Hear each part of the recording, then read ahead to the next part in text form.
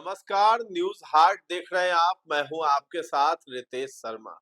आज हम बात करने वाले हैं बिहार के महुआ क्षेत्र के लोकप्रिय और जनप्रिय नेता संजय सिंह के बारे में।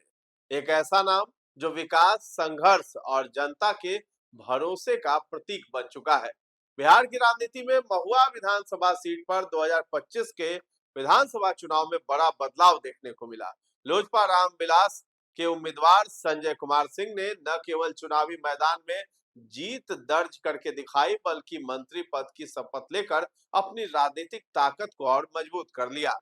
संजय सिंह ने महुआ से 87,641 वोट हासिल कर राजद के सिटिंग विधायक मुकेश रोशन को 44,997 वोटों के बड़े अंतर से हरा दिया।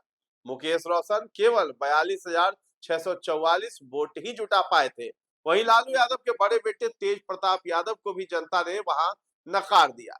तो वर्ष 2020 के विधानसभा चुनाव में संजय सिंह को हार का सामना भी करना पड़ा था और वो तीसरे स्थान पर रहे थे। लेकिन इस बार उन्होंने शानदार प्रदर्शन करते हुए राजद उम्मीदवार डॉक्टर मुकेश रोशन को बड़े अंतर से पराजित कर दिया। महुआ मुजफ्फरपुर रोड काली स्थान के निकट के रहने वाले संजय कुमार सिंह लोजपा के पुराने कार्यकर्ताओं में गिने जाते हैं और केंद्रीय मंत्री चिराग पासवान के सबसे विश्वस्त सहयोगियों में से एक माने जाते हैं। पहली बार विधायक बने संजय कुमार सिंह का मंत्री पद तक पहुंचना उनके राजनीतिक सफर की महत्वपूर्ण उपलब्धि बना। वर्तमान में मंत्री बने संजय सिंह लोक स्वास्थ्य अभियंत्रण विभाग की जिम्मेदारी संभाल रहे हैं।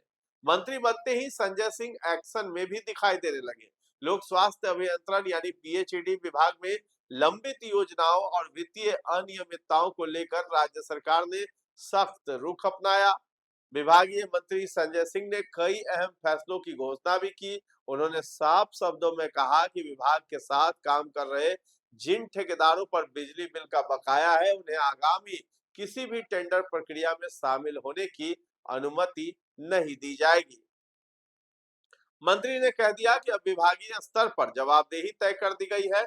जिन ठेकेदारों पर बिजली बिल का बकाया है, उनके खिलाफ सख्त कार्रवाई होगी। ऐसे ठेकेदारों को ब्लैकलिस्ट करने की प्रक्रिया भी शुरू की गई है। इसके साथ ही उन्होंने ये भी स्पष्ट कर दिया था कि बकाया राशि का भुगतान किए बिना किसी भी ठेकेदार को नए कार्य या टेंडर नहीं दिए जाएंगे।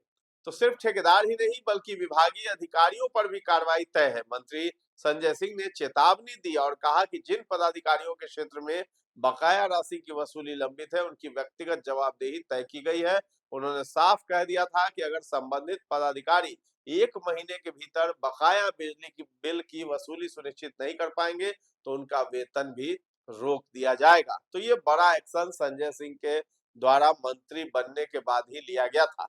इसके साथ ही हाल ही में मंत्री संजय सिंह के द्वारा विभागीय कार्यों के सफल क्रियान्वयन, कर्तव्य निष्ठा, समर्पण एवं उत्कृष्ट योगदान के लिए 23 महिला पदाधिकारियों एवं कर्मियों को सम्मानित भी करते नजर आए। लोक स्वास्थ्य अभियंत्रण मंत्री संजय कुमार सिंह ने सभी चयनित महिला कर्मियों को प्रशस्ति पत्र और स्मृति चिन्ह प्रदान कर उनके कार्यों की सराहना भी की। सम्मानित होने वालों में विभिन्न संवर्गों की कर्मी एवं पदाधिकारी शामिल रही थी। तो संजय सिंह की सबसे बड़ी खासियत है उनका आम जनता से जुड़ाव। वो सिर्फ चुनाव के समय ही नहीं, बल्कि हर मुश्किल घड़ी में लोगों के साथ खड़े रहते हैं। चाहे सड़क की समस्या हो, शिक्षा का मुद्दा हो या स्वास्थ्य सुविधाएं हो, उन्होंने हर क्षेत्र में अपनी सक्रिय भूमिका निभाई है। स्नातक की उपाधि धारण करने वाले संजय सिंह एक अनुभवी व्यवसायी हैं, जिन्होंने अपने उद्यमों के माध्यम से एक मजबूत वित्तीय आधार भी तैयार किया है। उन्होंने अपनी व्यक्तिगत आय 32.5 लाख रुपए बताई है, जबकि उनकी कुल आय 52 लाख रुपए दर्ज की गई है। संपत्ति के मामले में संजय कुमार सिंह एक प्रभावशाली उम्मीदवार है, जिनकी कुल घोषित संपत्ति 7.3 करोड़ रुपए है। इस विशाल संपत्ति में लगभग 2.5 करोड़ रुपए की चल संपत्ति और 5 करोड़ रुपए की अचल संपत्ति शामिल है।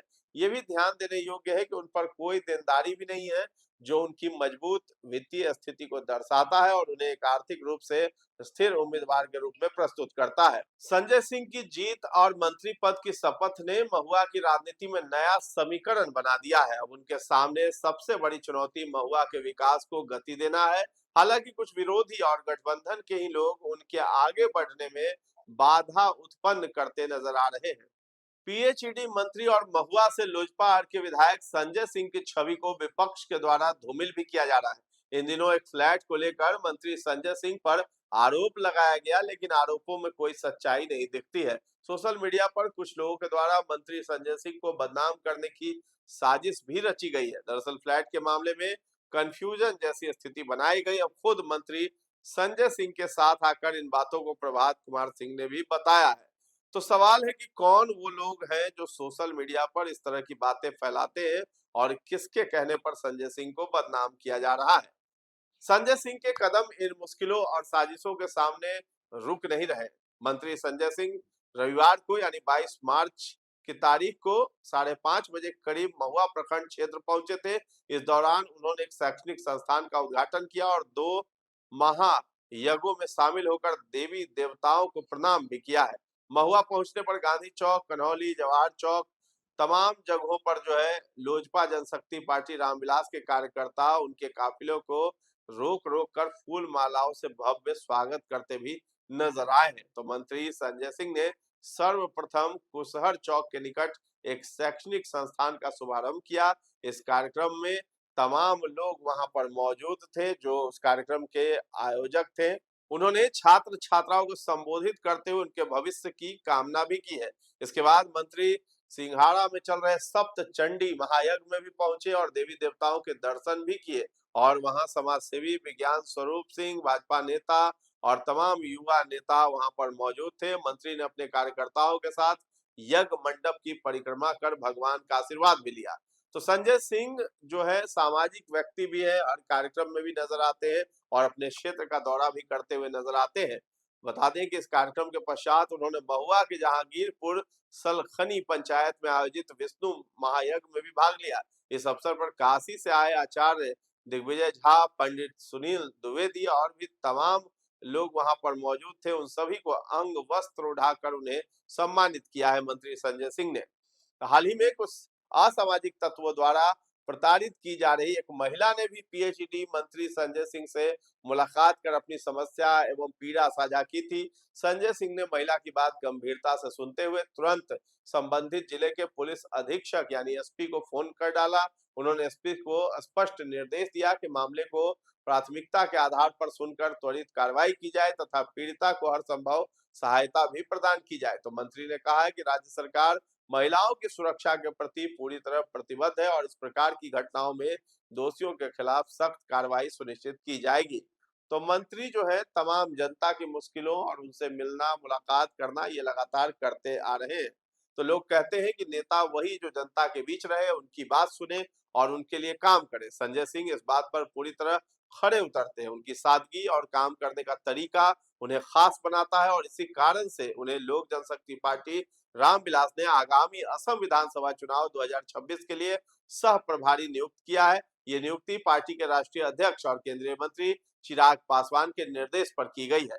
तो ये महत्वपूर्ण जिम्मेदारी पार्टी के संगठनात्मक विस्तार और पूर्वोत्तर भारत में अपनी उपस्थिति मजबूत करने के उद्देश्य से संजय सिंह को सौंपी गई है। नवनियुक्त सह प्रभारी संजय सिंह असम के प्रदेश प्रभारी और खगड़िया सांसद राजेश वर्मा के साथ मिलकर काम करेंगे।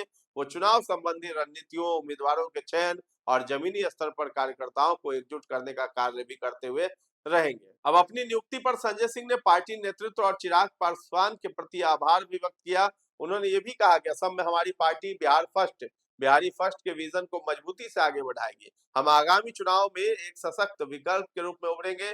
पार्टी के राष्ट्रीय अध्यक्ष चिराग पासवान ने उम्मीद जताई है कि संजय सिंह के सांगठनिक अनुभव से असम में पार्टी को नई ऊर्जा मिलेगी और संगठन का व्यापक विस्तार होगा। तो आपको बता दें कि लंबे अंतराल के बाद किसी राजपूत समाज के नेता को वैशाली से उभरते हुए देखा जा रहा है। बिहार सरकार में 4 राजपूत मंत्री भी बनाए गए जिसमें से संजय सिंह भी एक है। तो ऐसे में उनके कामों और बढ़ते कद को देखते हुए कुछ विरोधी और गठबंधन के लोग उन्हें बदनाम करने की कोशिश में लगे रहते हैं। देखा गया है कि राजपूत समाज की तरफ से उनके बचाव में भी एक शब्द नहीं कहा जा रहा है। ऐसे में सवाल है कि कौन लोग हैं जो संजय सिंह को टारगेट कर रहे हैं, सोशल मीडिया पर भी टारगेट करते नजर आ रहे हैं। तो बता दें कि जब भी कोई बिहार सरकार का मंत्री काम को आगे बढ़ाने की कोशिश करता है तो उनकी टांग खींचने वाले भी बहुत लोग यहाँ दिखाई देते हैं। तो सवाल है कि कौन ऐसी साजिश के तहत काम करने वाले मंत्रियों को टारगेट कर रहे हैं। तो फिलहाल आज के युवा भी संजय सिंह को एक प्रेरणा के रूप में देखते हैं। उनका मानना है कि अगर नेता ईमानदार हो और मेहनती हो तो बदलाव निश्चित है, और यही उदाहरण संजय सिंह देते हैं। तो दोस्तों, महुआ की तरक्की की कहानी में अगर किसी एक नाम को प्रमुखता से लिया जाए तो वो संजय सिंह है। उनका समर्पण और सेवा भाव आने वाले समय में और भी बड़े बदलाव की उम्मीद जगाता है। तो फिलहाल इस खबर में इतना ही है। न्यूज़ हाट के साथ बने रहें, और अभी तक हमारे चैनल को आपने सब्सक्राइब नहीं किया है तो जरूर कर लें। धन्यवाद।